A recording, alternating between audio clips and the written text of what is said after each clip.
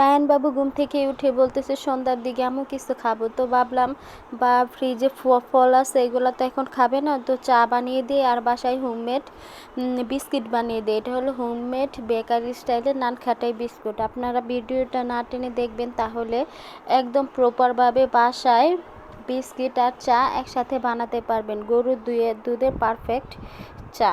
তো প্রথমে আমি এখানে দিয়ে দিলাম হাফ কাপ ময়দা, হাফ কাপ বেসন, 1/4 হলো সুজি, আর এখানে আমি এলাচের গুঁড়ো দিয়ে দিছি। আপনারা এলাচের বীজে গুঁড়ো করে দিয়ে দেবেন। এখানে 1 চিমটি লবণ, সাথে 1/4 বেকিং পাউডার আর বেকিং সোডা, সব কিছু একসাথে দিয়ে এখানে আমি ভালোভাবে চেলে নেব।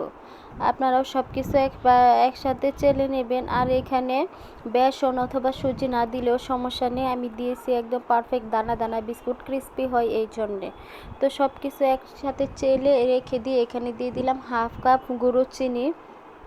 ব্লেন্ডারে আপনারা মিক্স করে নেবেন বাসায় যদি গুঁড়ো চিনি না থাকে। আর এখানে দিয়ে দেব হাফ কাপ ঘি।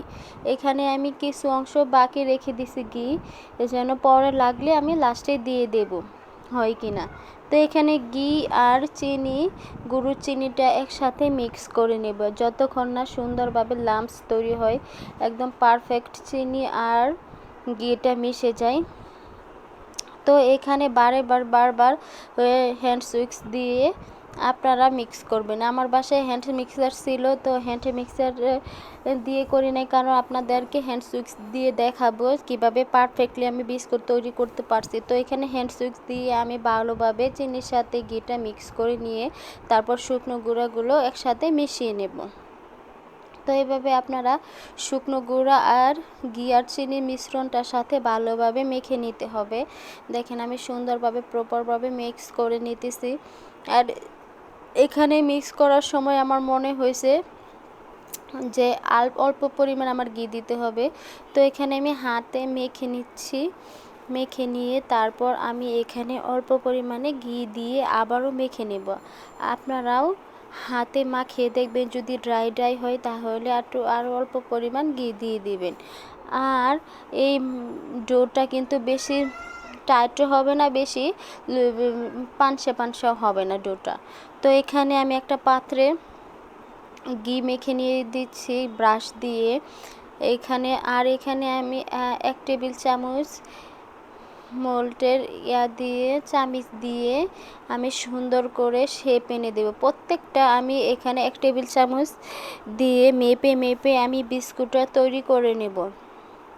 আপনারাও বাসায় একটা মেজারমেন্ট কাপ অথবা এই চামিচ দিয়ে সুন্দর করে প্রত্যেকটা এক শেপে, সেম শেপে করে নেবেন বিস্কিট, তাহলে সুন্দর দেখতে সেম হবে। আর এভাবে গোল করে মাঝে হাত দিয়ে করে নেব। দেখেন ক্যামেরাতে আমি কীভাবে করছি, সেম টু সেম এভাবে করে নেবেন চামিচ দিয়ে মেপে ডোটা।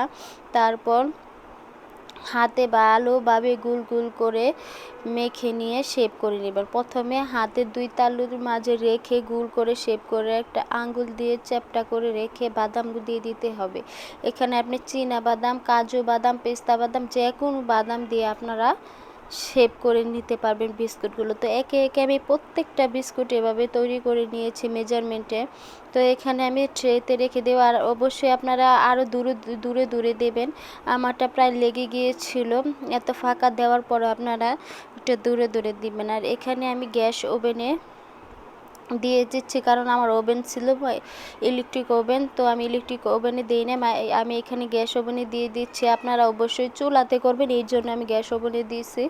তো এখানে আপনারা অবশ্যই একটা পাত্রে, বড় একটা পাত্রে লবণ দিয়ে চুলায় করে নেবেন, এই জন্য আমি গ্যাস ওভেনে করতে পারছি। এখানে আমার পারফেক্ট বিস্কুটগুলো হয়ে গেছে। দেখেন কত সুন্দর কালার আর ক্রিস্পি, একদম পারফেক্টভাবে হয়ে গেছে বিস্কুটগুলো। মাশাআল্লাহ, খেতে অনেক টেস্টি হয়েছিল।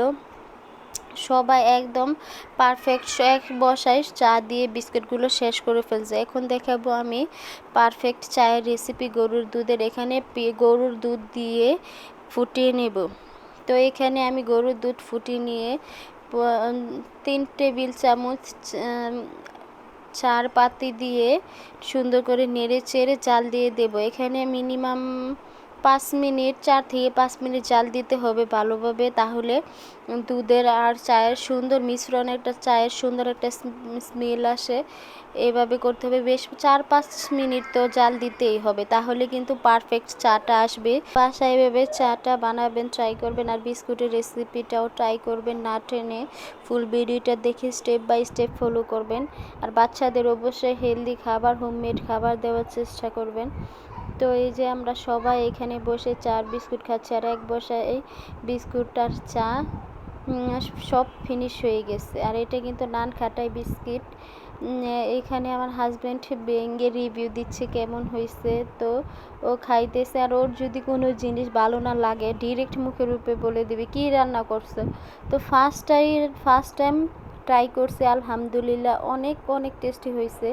আর আল্লাহ বাঁচাইছে, ও ভালো বলছে, ওর ভালো না লাগলে ডিরেক্ট না করে দেয়।